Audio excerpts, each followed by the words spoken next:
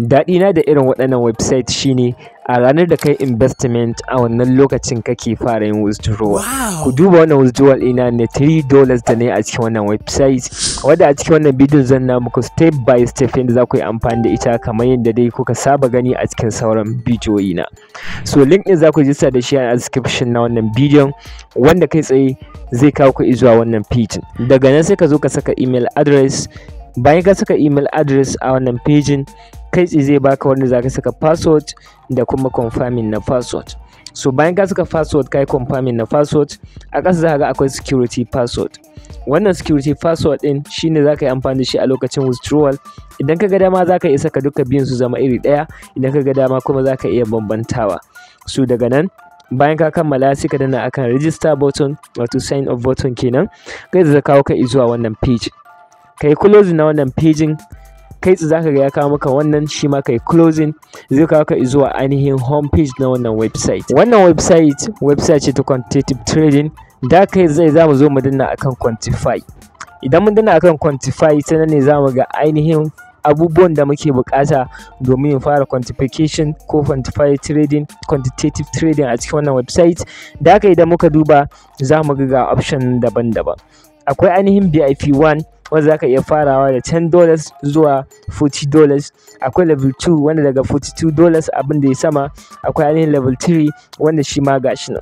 So idan kuka duba kowanne da percentage din da yake baka, a level 1 za su ga bamu 30%, wanda za mu samu $3 kenan a kowace rana ta hanyar investment na $10. So saboda haka za mu zo mu danna akan dashboard. Muna dannawa akan dashboard za ku ga ya kawo mana wannan page da kuka duba a yanzu bani da komai. Da haka zan danna akan recharge button, wanda kai tsaye kawo min wannan page. Idan ka duba akwai TRC20, akwai TRX. Zan zaɓi TRC20 domin shine kaɗai na USDT da suke da shi, sai copy na wallet address. So zan je in turo USDT na guda 10. So bayan na kammala turuwa in danna akan wannan button na recharge completing, za ku ga recharge ya yi success.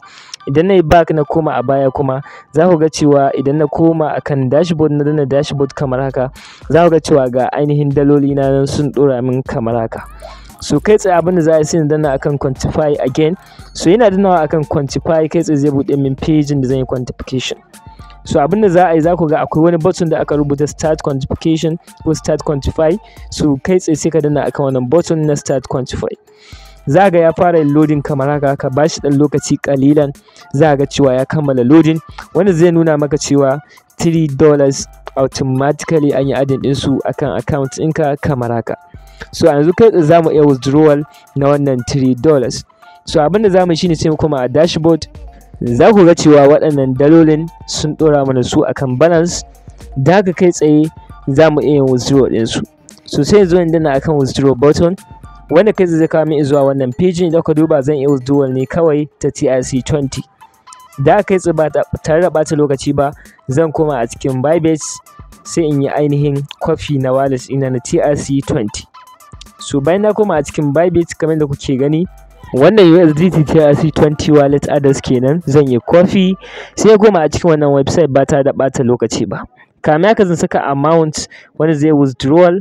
So kai tsaye zan na saka password ɗina kamin in kai gare shi ma, sai in saka amount na $3. Daga nan sai in zo in yi pasting na ainihin wannan wallet address a ƙasa wurin password already kamar da kuke gani na saka password ɗina. Daga nan sai in zo in yi submitting, in yi confirming. So kai tsaye za ku ga cewa withdrawal ya yi success. A yanzu za mu iya komawa a cikin Bybit domin jiran withdrawal ɗinmu ya iso ba tare da wata ba ko wani ɓata lokaci ba. So kai tsaye yanzu za mu iya komawa a cikin Bybit.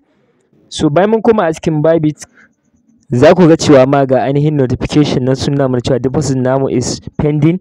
So da kai tsaye za mu koma back sai mu ɗan bashi lokaci. Idan kuka duba gashi yana pending. So a yanzu ma idan muka ɗan jira muka refreshing, za mu iya danna shi, wanda kai zai ɗauke mu zuwa ainihin transaction history, wanda kuka duba ga $3 nan ya shigo a cikin wallet. So kai tsaye da ake yin withdraw a ciki, wanda instantly yake shigowa kenan. So abu na gaba da za ka yi shine kai tsaye sai ka zo ka anna akan invite friends, wanda zai kawo ka wani referral link naka, ta inda idan ka yi sharing duk wanda ya register da shi wato level 1 zaka samu 12%, idan ya gayyaci wani kuma za su baka 2%, idan wannan ya gayyaci wani za su baka 1%. Ma'ana za ka iya samun commission ta hanyar inviting na friends. So kamar yadda nake faɗa kullum irin waɗannan update ne da ake buƙatan sharp ba sa ɗaukar dogon lokaci.